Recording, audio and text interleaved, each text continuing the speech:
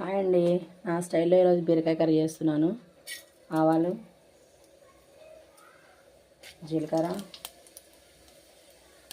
పచ్చిమిర్చి, కరివేపాకు, ఆనియన్, ఉల్లిపాయలు వేసుకుని స్టవ్ బాగా హీట్ అయిందని కట్టేసాను ఫ్రెండ్స్, బంద్ చేశాను ఫ్రెండ్స్. చాలు చేస్తున్నాను నేను.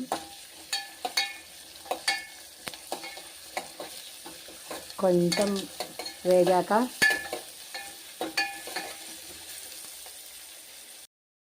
వేగాక వెల్లుల్లి వేయాలి. వెల్లుల్లి వేయాలి.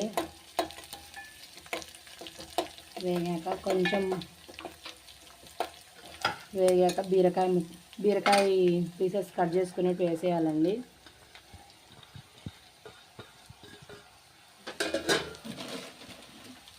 ఇలా ఉప్పు, తగినంత ఉప్పు, కొంచెం పసుపు,